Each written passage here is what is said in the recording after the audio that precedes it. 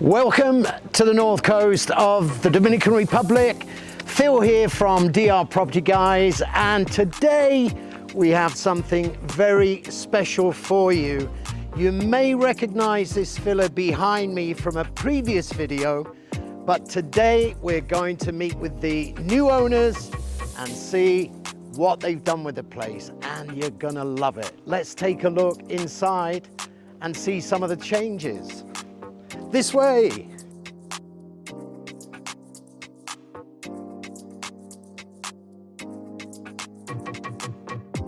Take a look at this view.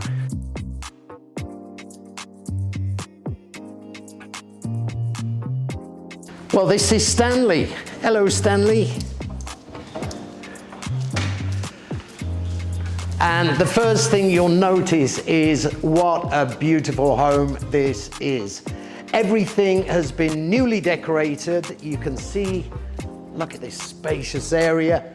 And the way the door frames the ocean and the pool is quite spectacular.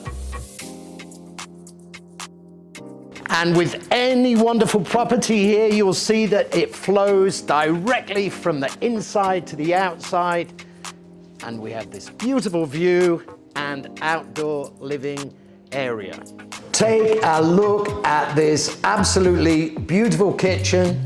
Everything is newly painted, nice and bright, and this beautiful subway backsplash here surrounding the kitchen.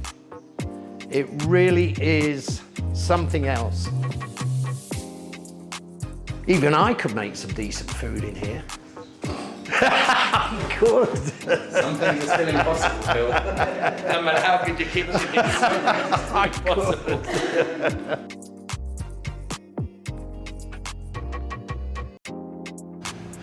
And this way to the master bedroom, complete with cat flap.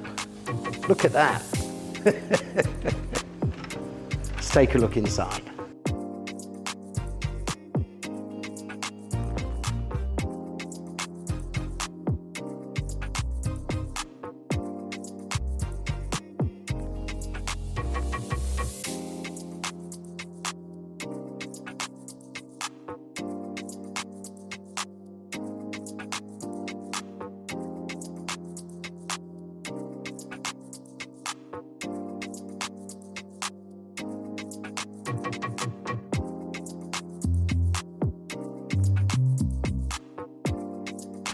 This villa has 3 bedrooms. The 3rd bedroom is being used as an office.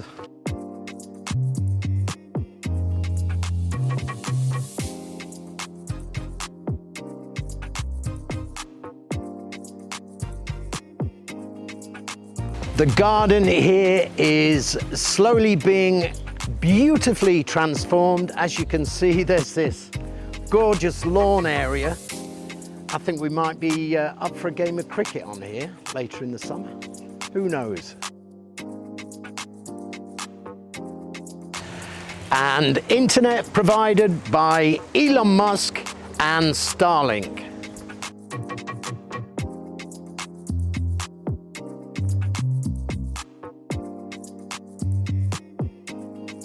Right, it's Ty here from DR Property Guys with the homeowner, Mike. Michael, thank you very much for allowing us into your home today. You're welcome, thanks for coming.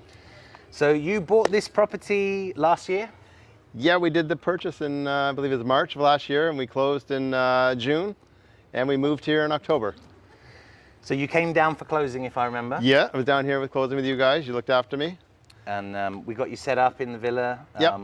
I think you gone out and got a few essential items just for your short stay at the time. Yep. And then you set up garden service, maid service. Yeah, we set all that up so the house was looked after while we were in here, and the people that looked after the house were actually years they had been looked after this house, so it was the same people again and again, which was great for us. And Stanley's on guard for us here. So then you were absent for a couple of months while you packed everything up in Canada, and Yep. then you came back full time in We were here beginning of October when we showed up for the first time, yeah.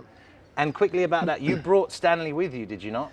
Yeah, we brought See it. if we can get him in here real Stanley? quick. Stanley, come You here. want to come in and take a look? No, he's too busy. not interested. He's not interested. No, we brought them both a cat and a dog on the aircraft with us. It was a good time of year to travel because it wasn't busy coming down in October.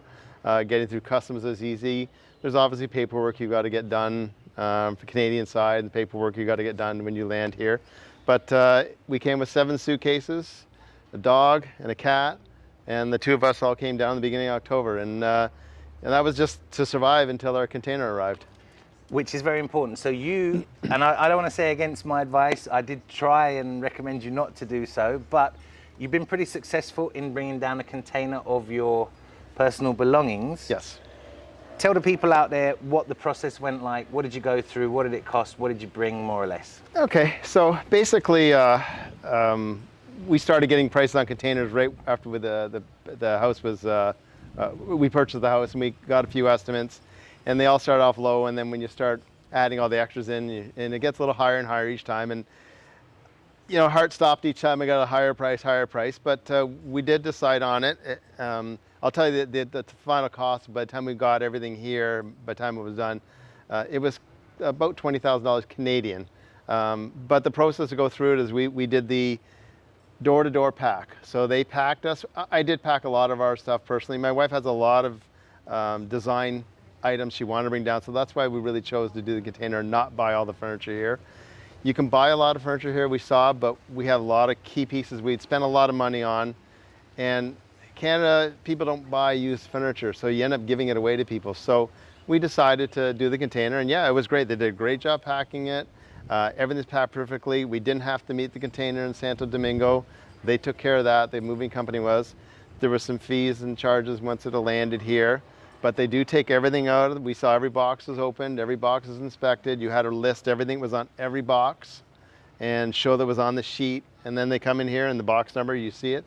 Everything came. We had some minor damages in one item, and that was it. And we were really happy with the whole process. But it's that 6 weeks without your stuff is the tough part.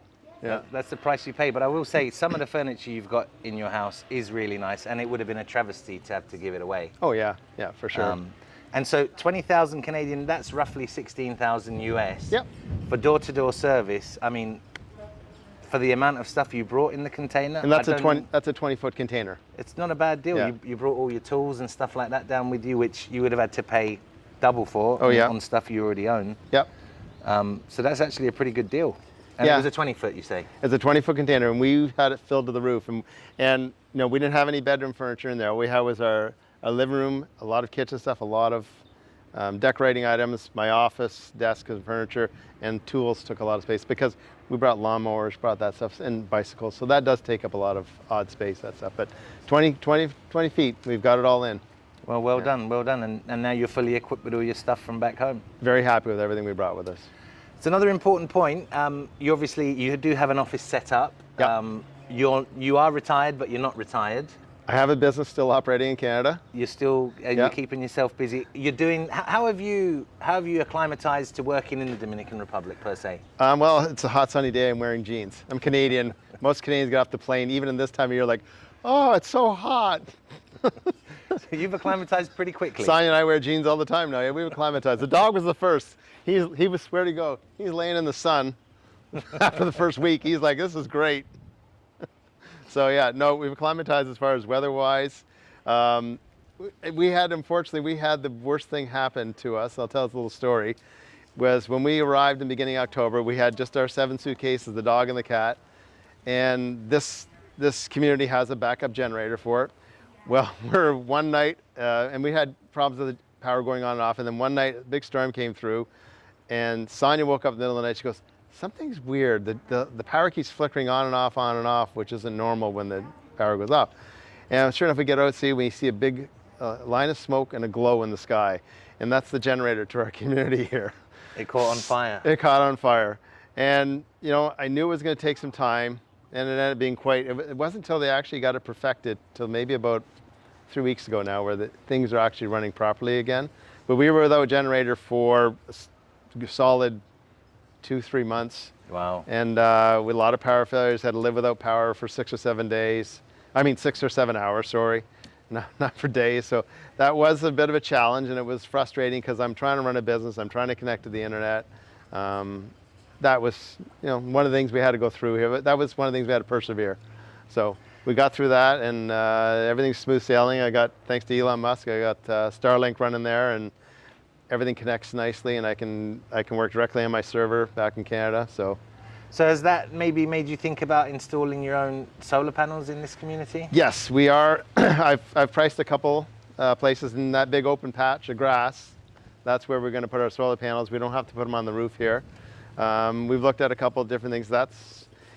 I looked at the price of solar. We'll end up, it would take 5 to 7 years to pay for itself, but we'd actually have peace of mind because our power is always here. We'll have battery backups. We'll have everything for it. So it's something I'll partake in the next year for sure.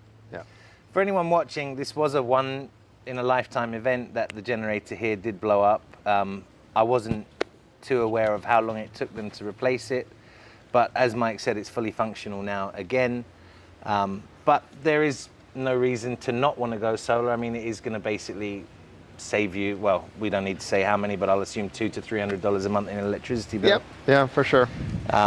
So there's nothing really wrong with that. How have you enjoyed, or how have you acclimatized to living in the Dominican Republic? How has it been now? You've been here, what, 6 months? You're a full 6-month term expat. How's it been? I would say we've adjusted quite well. You know, as far as, I think I spend every day, I go to the grocery store almost every day here, because I used to do that in Canada all the time. We buy enough what we want to eat or whatever. So I don't mind. I don't mind going to grocery stores. Traffic's great. I heard a comment, if you want to drive in Dominican Republic, practice doing Grand Theft Auto. And you can. But I don't mind. I'm used to the traffic here. I'm used to the way they drive, and you just laugh and move along slowly. I'm in no rush. The ones that want to go in a rush, let them go. But no, as far as food goes, we eat. We're happy with it. Restaurants are amazing here. We love going out for dinner. We've never ate out so much in Canada because every time I go to Canada, it's like $200. Well, I can go out in here for $50 and eat. So that is one thing that I find is so much more enjoyable. And I haven't really had bad food here. I really haven't. We've had really good meals. Restaurants everywhere. We go to Cabarete all the time. We're going to Sosua. Great places to go. So that I love that about here. It's nothing, one thing I say, it's just going out for dinner and not feel you're going to spend $500 on a table of 4 for dinner sort of thing. So. Well, that's definitely a positive thing, and it sounds like you're really enjoying yourselves. We are enjoying ourselves. Yeah, Sonia and I are doing a lot. We're going to the beach ourselves. Lots of little private beaches you can go to. You want to go to busy beaches, you go to busy beaches. There's all these little hideaways on Encuentro and little dirt roads. We found beaches to go to. So Sonia and I like our quiet space, and we like our time together. And no, we're loving it here. We're not looking back. I tell you that. That's for sure. Healthcare we have. Oh, you got your health insurance down here? Yeah, we got health insurance down here. Yep. See, that's not, and I don't suppose that was a difficult process? No, one insurance company does all. They do our car, our house, our health insurance. You introduced us to them. Okay. And they've been really good. She's the one who owns the franchise there. She's Canadian. Oh, so right, that's down with Angie Wolf. Angie Wolf, yeah. EPS. She literally grew up or lived 10 minutes away from where we were living in Mississauga. Wow. Yeah. Well, that's very convenient. Oh yeah. Yeah. Well, look, Mike, sounds like you have hit the ground running down here in the Dominican Republic. And again, we congratulate you and your wife on turning this house into something really cool. She's the decorator. She had to over everything. She says, just do this. I'm like, really? For the first 2 weeks, my hammer drill was going continually, hanging everything, and my elbow got sore. Well, it's almost all done now, so you can enjoy it. Anything else you want to add here before we cut this video off?